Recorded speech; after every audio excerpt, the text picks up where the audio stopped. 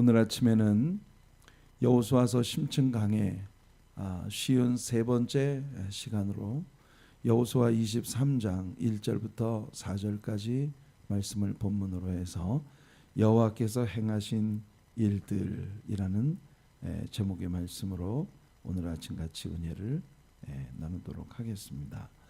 네, 이제 여호수아가 벌써 세상을 떠나려 하고 있습니다. 나이 많아 늙었고 하나님께서 그를 부르시는 그런 부르심 앞으로 나아가려 하는 이때 여호수아가 백성의 지도자들을 불러놓고 그들에게 유언적인 고별 메시지를 주는 그런 광경을 이제 우리가 보게 되었습니다.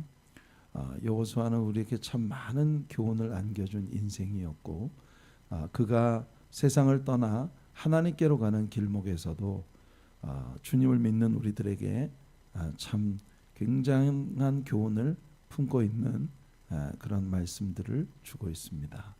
자, 본문을 먼저 같이 읽어볼게요.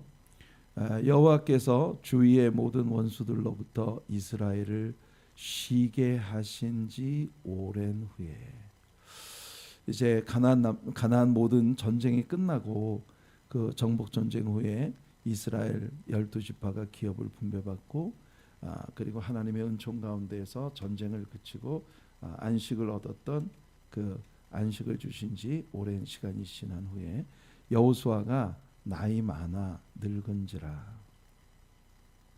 참 서글퍼 보이는 그런 구절 같지 않습니까? 나이 많아 늙은지라.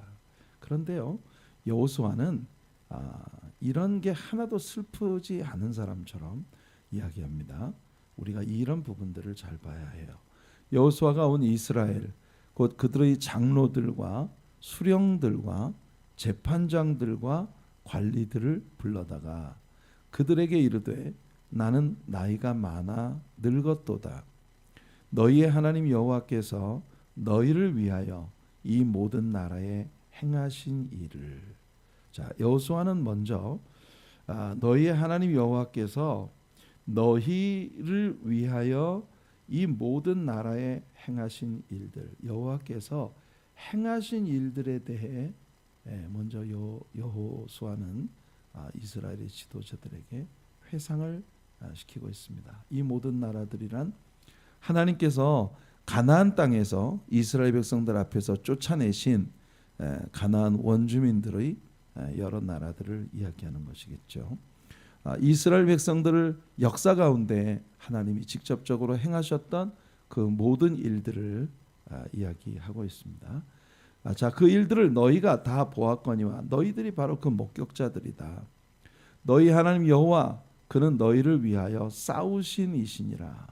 네, 전쟁에 능하신 여호와 그는 모든 우리의 손을 가르쳐 싸우게 하시고 모든 전쟁터에서 우리에게 승리의 영광을 주신 그런 주님이시다. 회상하고 있습니다. 보라, 내가 요단에서부터 해지는 쪽 대해까지의 남아있는 나라들과 이미 멸한 모든 나라를 내가 너희를 위하여 제비 뽑아 너희의 지파에게 기업이 되게 하였느니라. inheritance. 우리가 여호수아를 처음 시작할 때 우리가 생각했던 아주 귀중한 레슨이 있었습니다. 이스라엘 사람들이 전쟁터에서 빼앗은 모든 것들은 이스라엘이 전쟁을 통해 획득한 부산물이 아니라 여호와 하나님께로부터 부여받은 inherit 되어진, 그러니까 하나님의 상속자로서 하나님께서 다 빼앗아서 하나님께서 이스라엘 백성들에게 수여해 주신 그런 자산이다. 이 해석이 굉장히 중요해요. 이 해석이 굉장히 중요한 것은 우리가 인생길에서 싸워서 비로소 우리의 것으로 무엇을 획득하는 게 아니라 신자들의 삶에 주어지는 모든 상급들은 하나님께서 다 빼앗아서 우리 하나님의 자녀들에게 주시는 기업이다. inheritance, 상속물이다. 하나님께로부터 상속받는 것이라고 하는 걸 이야기하고 있는 것입니다. 자, 여러분, 눈의 아들 여호수아는 이제 나이 많아 늙었습니다. 나이 많아 늙은지라. 여호수아의 생애를 우리가 한번 생각해 보면요, 진짜 굴곡이 큰 그야말로 파란만장한 인생이었다, 이렇게 표현할 수 있는 굉장히 많은 요소들이 있습니다. 그는 애굽에서 노예로 태어났어요. 애굽에서 노예살이를 하고 있었던 아주 고되고 혹독한 그런 유대인 가정에서 태어났습니다. 그러니까 그는 태어날 때부터 노예였어요. 이게 얼마나 무거운 그런 멍에를 짊어지고 태어난 것입니까? 자, 그러나 노예로 태어난 그의 인생이 정말 오늘 우리가 펼치고 있는 이 말씀 속에서 여호수아가 자기의 인생에서 주께서 행하신 모든 일들을 회상하면서 하나님을 향한 위대한 찬양으로 그의 생을 마감하고 있다. 참 멋진 일 아닙니까, 여러분? 노예로 태어나서 무거운 짐을 지고 정말 끔찍한 그 애국 군대들의 채찍 아래에서 말로 형용하기 어려운 그런 고난과 역경을 짊어지고 태어난 사람이 모세의 인도를 받아 애굽에서 나와 40년 동안의 광야 생활을 지나고 모세가 죽고 난 후에 하나님께서 지명하신 모세의 후계자로서 이스라엘 백성들을 데리고 요단강을 건너 가나안 땅에 들어와 그 가나안에 오랫동안 뿌리 내리고 있었던 가나안 원주민들을 쫓아내고 하늘을 찌를 듯 높은 성벽들과 그들의 비옥한 땅을 빼앗아 이스라엘 백성들에게 하나님의 인헤리턴스로 상속물로 나누어 주고 분배하는 이런 모든 영광스러운 일들을 감당한 여호수아, 자신의 생애를 인도하시고 자신의 생애를 하나님의 영광과 위대한 승리로 채워주신 하나님께 크나큰 찬양으로 그의 생을 마감하고 있는 여호수아의 모습을 우리는 여기서 보는 것입니다. 저는 말이에요, 성경에 나타난 저 위대한 믿음의 사람들이 죽음을 맞이하는 광경에서 늘 큰 은혜와 충격을 받습니다. 왜냐하면 오늘날의 하나님을 섬기는 신자들이 죽음에 대해서 가지고 있는 생각과 성경 속에 있는 저 위대한 믿음의 사람들이 죽음에 대해서 생각하는, 죽음을 맞이하는 그런 태도와 굉장히 다른 것을 우리는 발견할 수 있기 때문인 것입니다.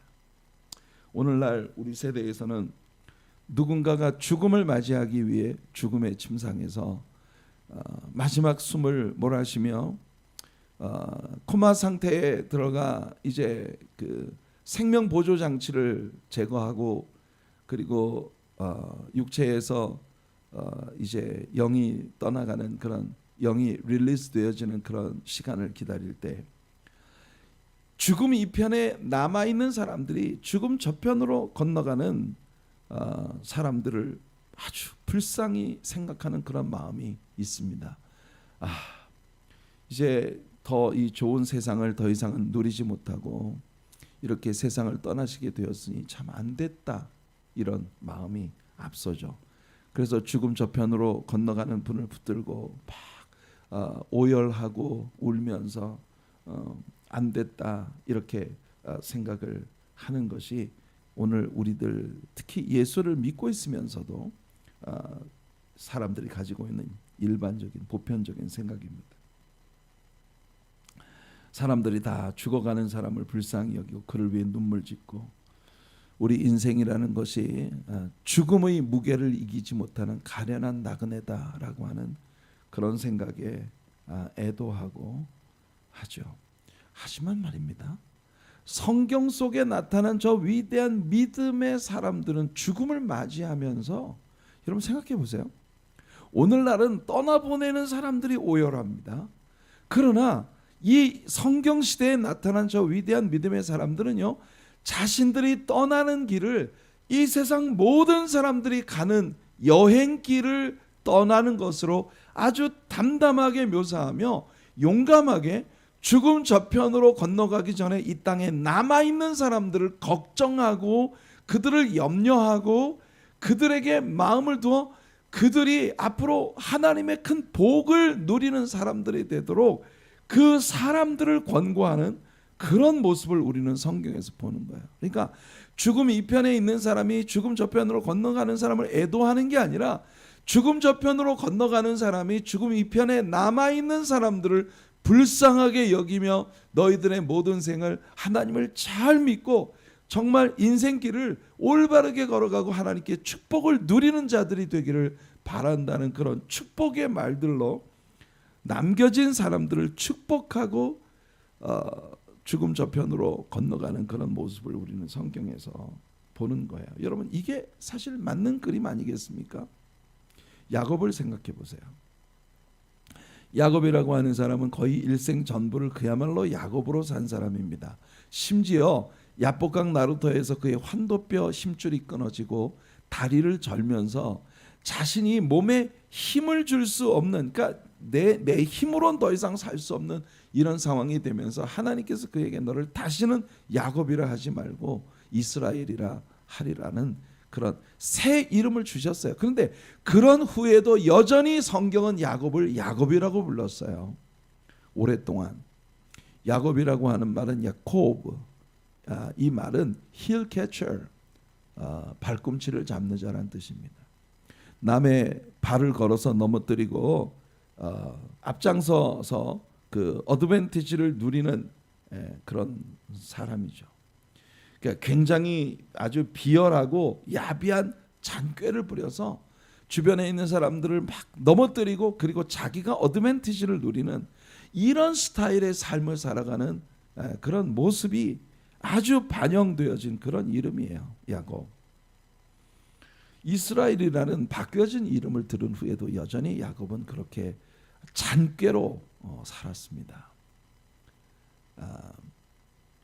야곱 그 형 에서를 속이고 바로 뒤에 따라가겠다고 해놓고는 세겜에서 10년 이상을 머물다가 거기에서도 세겜 사람들에게 큰 손실을 끼치고 마지못해 하나님께서 그에게 나타나셨던 베델로 돌아가는. 그런데요, 이 야곱이라는 사람이 하나님이 주신 진정한 이스라엘이라는 이름을 가진 사람으로서 합당한 모습을 보인 것이 그가 창세기 49장에 죽음의 침상에서 그의 12아들들을 불러놓고 그 12아들들에게 이때 우리는 비로소 야곱이요 굉장한 영적인 인사이트를 가지고 있는 아주 영성 깊은 사람의 모습을 우리는 여기서 처음으로 대합니다.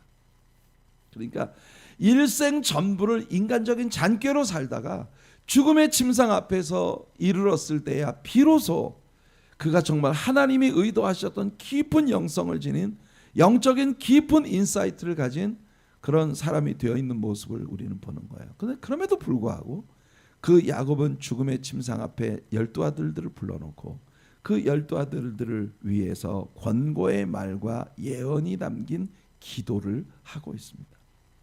그러니까 야곱처럼 인생을 산 사람도 죽음 앞에서 죽음 이편에 남겨지게 될 자신의 후손들을 염려하고 걱정하며 제발 너희들이 인생길을 하나님을 제대로 신뢰하고 믿는 믿음의 사람들로 살아라 라고 하는 권고를 주고 있는 것입니다.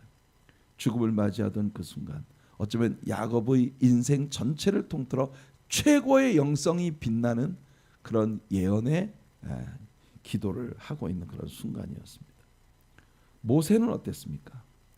모세 역시도 죽기 전에 12지파의 모든 족장들을 자기 앞에 불러놓고 그들에게 축복하며 나에게 함께 하셨던 것처럼 여호수아에게 하나님이 함께 하실 것이다. 너희들이 내게 순복했던 것처럼 이 여호수아에게 복종하고 여호수아의 길을 따라라. 하나님이 너희들을 책임져 주실 것이다 라고 하는 그런 축복의 이야기를 하며 모세도 죽음 저편으로 건너갔습니다. 야곱의 12아들들이 각기 하나씩 지파가 되지 않았습니까? 그들에게 모세가 축복했지 않아요? 그리고 지금은 여호수아가 다시 그 12지파의 대표들을 불러놓고 이스라엘의 지휘관들과 수령들과 방백들을 불러놓고 그들에게 권고를 하고 있는 것입니다. 죽음 저편으로 건너가는 사람이 인생 전부를 하나님과 함께 동행한 사람의 그 넉넉하고 멋진 마음을 가지고 죽음 이편에 남겨지게 된 자녀들을 마음껏 축복하고 유유히 죽음 저편으로 걸어 들어가는 그런 모습이 성경 속에 나타난 믿음의 위인들이 가진 그런 마지막 모습이었던 거예요. 여호수아는 이스라엘을 이끌고 요단을 건너 가나안 정복 전쟁에서 대적들을 모두 물리쳤습니다. 그리고 땅을 정복했습니다. 약속의 기업들, 하나님께서 너에게 주시마 약속하신 그 약속의 기업들을 클레임하고 그것을 얻어내고 그리고 하나님의 위대한 역사를 그 후손들에게 남겨줍니다. 그의 생애를 뒤돌아보면 그야말로 바울이 자신의 인생을 뒤돌아보며 그의 믿음의 아들 디모데에게 썼던 그의 마지막 편지에서의 그의 고백이 어쩌면 여호수아도 동일하게 고백할 수 있는 그런 인생을 살았다 할 수 있지 않을까 생각하게 됩니다. 디모데후서 4장 7절에서 바울은 말했어요. 나는 선한 싸움을 싸우고 나의 달려갈 길을 마치고 믿음을 지켰다. I have fought a good fight.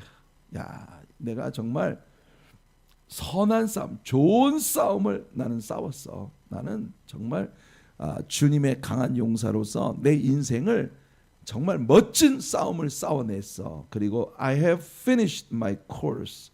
저는 이 구절이 참 멋있어요. I have finished my course. 하나님께서 바울 자신에게 주셨던 그 인생의 모든 여정, 그 인생의 모든 코스를 하나님께서, 여러분 우리들 모두에게는요, 우리 각자에게 하나님이 주신 코스가 있습니다. 육상 경기를 보면은 자기가 가야 할 트랙이 있어요. 그 트랙에 자기 레인을 따라서 가야 합니다. 그래야 상을 받을 수 있어요. 우리 인생길도 마찬가지입니다. 여러분 우리는 저마다 개별적으로 하나님께서 우리들에게 주신 우리가 걸어가야 할 우리의 코스가 있어요. 우리의 코스를 지금 바울은요, 내가 나의 모든 코스를 잘 마쳤다고 I have finished my course라고 이렇게 고백하고 있습니다. 어쩌면 여호수아도 자기의 인생을 같은 시각을 가지고 뒤돌아보고 있는 게 아니겠습니까? I have fought a good fight. 난 정말 좋은 싸움을 싸웠어. 멋진 싸움을 싸웠어. 그리고 I have finished my course. 이 싸움의 와중에서도, 그 전쟁의 와중에서도 하나님과 나 사이에 맺어진 그런 그 언약이 있는 내가 가야 했던 그 인생길, 누구에게도 방해받지 않고 이 길을 나는 잘 걸어왔어 라고 말을 하고 있던 바울처럼 여호수아도 그랬던 거예요. 여러분 우리 인생은 말입니다, 결국은 홀로 하나님 앞에 서야 하는 싸움입니다. 그러니 여러분들 남에게 휘둘리지 마세요. 남 때문에 여러분들의 신앙의 그 아름답고 고귀한 것들을 놓치지 마세요. 방해받지 마세요. 우리가 신앙생활을 하다 보면은요, 진짜 남 때문에 상처받고 남 때문에 마음 깨지고 남 때문에 아파하는 사람들이 있습니다. 그러나 주님 앞에 서서 하나님, 우리는 어느 누구도 누구 때문에 내가 제대로 못 살았습니다. 누구 때문에 내가 하나님이 내게 주신 코스를 등한히 하고 엉뚱한 데 내 마음 쏟으며 살았습니다. 여러분 이렇게 주님 앞에 고백해서야 되겠습니까? 우리 각자에게 우리에게 주어진 코스가 있어요. 그 코스를 여호수아가 그랬듯이, 모세가 그랬듯이, 바울이 그랬듯이 우리들도 우리의 코스를 가는 것입니다. 오늘 본문 2절을 보면 여호수아는 말합니다. 보라, 나는 오늘 온 세상이 가는 길로 가려니와. 여러분, 나는 나이가 많아 늙었도다, 이렇게 여호수아가 말했어요. 그는 110세에 죽었습니다. 여호수아 24장 29절을 보면 110살에 죽었는데, 만약 그가 갈렙과 같은 또래였다면 한번 생각해 보세요. 갈렙의 나이가 85세였을 때, 그때 40세 때 가나안 땅을 정탐하러 올라갔던 가데스바네아의 12 정탐권 중에 하나로 여호수아와 갈렙이 함께 갔었거든요. 그때 그의 나이가 40세였어요. 그 후로 38년 반 정도의 여정이 지난 후에 이스라엘이 가나안 땅에 도착을 했습니다. 그 다음에 85세가 되었을 때 가나안 정복 전쟁의 거의 끝 무렵이 왔고, 그리고 헤브론 땅을 85세에 클레임했어요. 그러면 85세면 40세에서 38년 반, 78세에서 79세 사이에 그들이 가나안 땅에 들어왔고, 그때부터 정복 전쟁을 시작해서 약 한 7년에서 7년 반 정도의 정복 전쟁이 끝나고 맨 마지막 싸움의 콜수로 하나님께서 자신의 약속하신 이 헤브론 땅을 달라고 클레임을 했었던 거거든요. 그러니까 가나안 땅으로 들어온 지 벌써 한 7년 반 정도가 지난 후에 그 85세였다면 110세면 여러분 줄잡아 약 한 40년 가까이 되는 시간을 이 이스라엘 백성들을 요단강을 건너 가나안 땅으로 데리고 들어와 가나안 땅을 정복하고 그 땅을 12지파에게 나누어 주고 그렇게 지금 이 시점을 맞이하고 있다는 겁니다. 나는 나이 많아 늙었다. 여호수아는 그렇게 말하고 있어요. 자, 그리고 그는 아주 담담하게 말합니다. 보라, 나는 오늘 온 세상이 가는 길로 가고 있다. 죽음의 침상에서 죽음을 맞이하기 직전에 여호수아가 내게 다가오는 죽음을 담담히 바라보며, 이게 나 혼자 걸어가는 인생, 나 혼자 걸어가는 그 여행이 아니라 세상 모든 사람이 걸어간 그 길을 나도 지금 가고 있는 것이다. 담담하게 말을 하고 있어요. 사실 이 길은 예수님께서 일찍 오지 않으신다면 저와 여러분도 걸어가야 할 동일한 길입니다. 이 길고도 많은 스토리로 가득했던 여정의 끝에서 여호수아의 가장 큰 염려는 자기 자신에게 있지 않아요. 우리가 여러분 보세요. 야곱도 그랬고 모세도 그랬고 지금 여호수아도 마찬가지입니다. 이 믿음의 사람들이 죽음 저편으로 건너갈 때 자기 때문에 걱정하지 않았어요. 이 말은요, 그들이 죽음을 맞이하기 전엔 거의 완성된 신앙인의 모습을 갖추고 있다는 걸 우리에게 보여주는 겁니다. 자기 자신 걱정할 필요가 없어요. 우리는 다 모든 사람이 가는 그 길로 간다. 내가 진짜 걱정하는 건 이 죽음의 침상에서 내가 제일 걱정하는 건 바로 너희들이 문제야. 너희들이 앞으로 점점 더 악해지는 세상에서 어떻게 나와 같이 믿음의 선한 싸움을 싸우고 나의 갈 길을 지키고 결국 끝끝내 하나님 앞에서 가서 상급받는 그런 신앙인의 삶을 살 것인가. 나는 너희들을 보면 너무 가슴이 아프고 너희들을 보면 너무 걱정이 돼. 여러분 지금요, 죽음의 이편에 남는 자들이 죽음 저편으로 가는 사람을 걱정하고 염려하는 게 아니라 거꾸로 죽음 저편으로 가는 사람은 나는 모든 사람들이 가는 그 길로 가. 나는 하나님 앞으로 갈 거야. 확신을 가지고 있고, 죽음 이편에 남겨진 너희들이 나 없이도 과연 신앙생활을 잘할 수 있을까? 내가 떠난 후에도 너희들이 내게 배운 대로 신앙의 길을 잘 갈 수 있을까? 이걸 염려하고 있는 겁니다. 여러분 진짜 멋진 부분은 말이에요. 지금 그가 죽음의 침상 곁으로 불러세운 이 12지파의 사람들이 오늘날 누리고 있는 그 모든 것이 다 여호수아의 삶의 열매였다는 겁니다. 네. 죽음에 초연한 여호수아가 이 죽음의 침상에서 진짜 염려하는 건 자기 자신이 아니었어요. 이 여호수아는 자기 걱정하지 않았어요. 모세도 죽을 때 자기 걱정 안 했어요. 나 이제 죽는다. 내가 죽고 난 다음에 과연 어떻게 될까? 이 걱정 안 했어요. 아브라함도 그 걱정 안 했어요. 여러분 여호수아도 죽음 저편으로 건너가는 자기 걱정을 하는 게 아니라 이 땅에 남겨질 사람들 걱정을 하고 있어요. 이스라엘 백성들 걱정을 하고 있어요.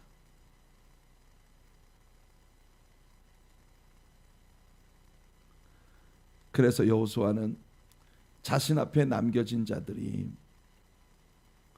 정말 하나님 앞에서 신앙의 싸움을 잘 싸우고 자신이 걸어왔던 그 길을 용맹스럽게 걸어갈 수 있기를 바라면서 그들에게 유언적인 메시지를 남기는데, 그가 남기고 있는 이 유언의 메시지는 여러분,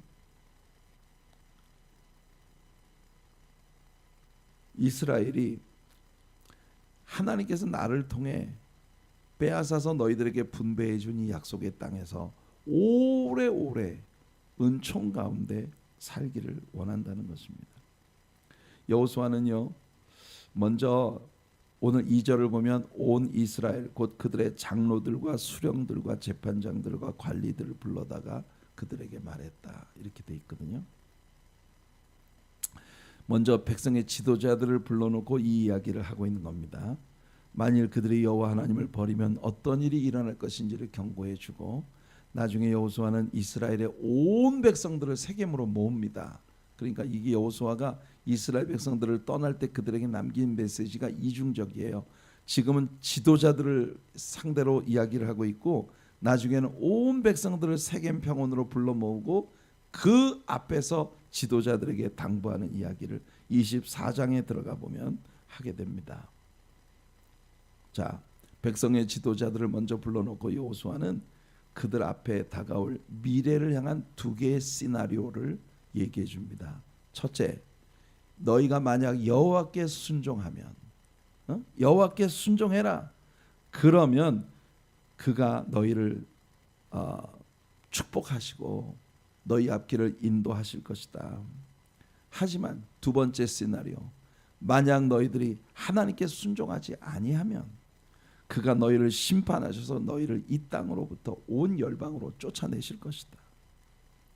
이 말씀은 사실 동일한 약속을요, 이스라엘이 광야 여정을 출발할 때 시내산에서 벌써 하나님이 주셨던 말씀이고, 모세가 모압 평원에 이르는 이스라엘 백성들에게 다시 상기시켜 준 이야기이고, 그리고 지금 죽음의 침상에서 여호수아가 그 이전에도 여호수아가 주도했던 에발산과 그리심산 사이의 세겜 평원에서 이스라엘 백성들에게 확증했던 언약이죠. 게다가 여호수아가 백성들에게 강조하고 싶었던 것은 땅을 소유한 것과 그것을 누리는 일과 아직도 정복되지 않은 땅이 남아있고 너희들이 계속해서 그 땅을 차지하기 위해 대적들과 싸워야 할 아직까지 unfinished task가 너희들에게 남아있다. 아직 마치지 못한 싸움이 너희들에게 남아있다라고 하는 걸 끝까지 기억해야 한다. 아직도 끝나지 않은 그들의 임무가 완전히 완성되어지기 위해서는 그들이 철저히 하나님께 순복하는 삶을, 하나님을 사랑하고 하나님을 순복하는 삶을 살아야 한다. 이 이야기를 하고 있는 거예요. 그러면서 여호수아는요, 앞으로 이어지게 될 말씀에서 몇 가지 중요한 것들을 이 이스라엘의 대표들에게 이야기하는데, 그 중에 첫 번째 것이 뭐냐, 여호와 하나님께서 너희들의 과거에 너희들 앞에서 행하신 일들이 무엇인지를 기억하라는 겁니다. 그래서 이스라엘이 애굽을 떠나던 날부터 여호와 하나님은 그의 백성들을 위해 싸우셨고 그들의 대적들로부터 그들을 구해 주셨고, 애굽 군대를 홍해 바다에 다 수장시키시고 르비딘 광야에서 아말렉을 물리치셨으며 그들을 가나안으로 들이시고 약속의 땅에 모든 족속들 위에 승리를 주셨다는 것을, 이 역사의 회상은 이스라엘의 두 가지 중요한 일을 상기시켜 줍니다. 첫째는 뭐냐, 약속의 땅의 모든 이방 족속들은 여호와의 대적이니까 이스라엘 백성들도 그들을 대적으로 생각하고 그들과 대대로 싸워야 한다는 것이고, 두 번째는 뭐냐, 이전의 역사 속에서 대적을 물리치시고 이스라엘에 승리를 주신 그 하나님이 지금도 살아계신 너희들의 하나님이신 즉, 너희들이 그 하나님을 사랑하고 그 하나님께 순복하면 앞으로도, 과거에 역사하신 그 하나님이 앞으로도 너희들의 삶에 역사하실 것이다.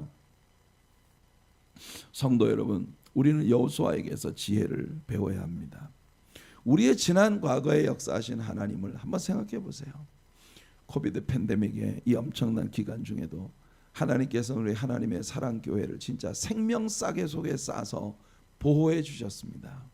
그리고 우리를 이 알파인의 아름다운 동산으로 인도해 주시고, 여기에서 우리가 하나님 앞에 정말 알콩달콩 정말 예쁘고 아름다운 신앙인으로서의 그런 축복된 삶을 계속해 나갈 수 있도록 하나님 우리에게 보호해 주셨다고요. 그렇다면 지난 과거에 우리들에게 베풀어 주신 그 하나님이 앞으로도 우리를 책임져 주실 것이라는 걸 우리가 믿을 수 있지 않겠습니까? 이걸 여호수아가 우리들에게 오늘 교훈하고 있는 거예요. 이게 오늘을 사는 크리스천들에게 여호수아의 메시지가 가져다 주는 교훈인 것입니다.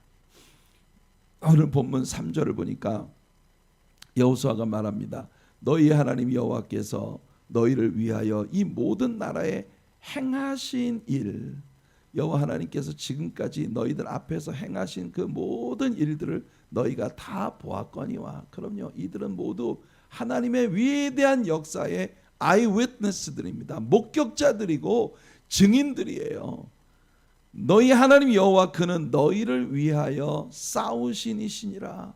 지금까지 여호와 하나님께서 너희 사이드에 서서 너희를 인도하시고 너희를 위해 싸워 오셨다. 그 말은 지금까지 여호와 하나님이 너희들을 위해 싸워 오셨고 그 싸움의 결과로 내가 이 모든 약속의 땅을 빼앗아 12지파 너희들에게 분배해 주었지 않느냐. 그러니까 너희들의 지나간 역사를 뒤돌아보면 그건 다 하나님의 역사의 사건들이어서 앞으로도 하나님이 너희를 책임져 주실 것이다. 이걸 여호수아는 그들에게 상기시키고 있는 것입니다. 네. 여호수아는 오늘 지난 과거에 하나님이 행하신 일들을 상기시키고 있는데요. 내일 우리가 함께 다룰 말씀 속에서 여호수아는 지금까지 하나님께서 이스라엘 백성들에게 말씀해 오신 일들을 상기시킵니다. 오늘은 여호와께서 행하신 일들을 상기시키고 있고 내일은 여호와께서 말씀하신 일들을 상기시키고 있고 이 여호수아의 백성들에게 주는 마지막 말들을 우리는 계속해서 공부해 나갈 것입니다. A.T. 피어슨, 여러분 우리 한국에 가면 서울에 옛날에 피어선 신학교라는 신학교가 있었어요. 피어선, 영어를 한국식으로 바꾼 이름입니다. 피어선. 그러니까 성이 피시고 이름이 어선이에요. 옛날 선교사들은 다 그런 식으로 자신들의 이름을 한국식으로 바꿔서 불렀어요. 피시, 한국에 피시 성이 있지 않습니까? 피천득 알죠? 피얼슨, 그러니까 피어선, 성이 피시고 이름이 어선이라고 붙였던. A.T. 피어슨, 우리 한국의 피어슨 신학교를, 피어선 신학교를 세운 미국 장로교회의 아주 훌륭한 선교사님입니다. 그가 항상 학생들에게 들려주었던 저 유명한 이야기, History is his story. 이 피얼슨 이 장로교 선교사, 이 선교사님은 끊임없이 그의 학도들에게 History is his story. 지나간 역사를 뒤돌아보면 하나님이 보인다. 너희들이 살아온 지나간 역사의 뒤안길을 뒤돌아보면 하나님의 이야기들로 가득하다. 너희들 앞으로 밟아야 할 모든 땅도 하나님의 이야기로 가득한 그런 삶을 개척해 나가라. 이것이 그의 좌우명이었습니다. 성도 여러분, 히스토리는요, 히스 스토리다. 우리들의 생애도 마찬가지입니다. 우리 교회가 지나온 과거는 하나님의 스토리예요. 그 하나님은요, 앞으로도 우리들에게 하나님의 아름다운 스토리들을 주실 것입니다.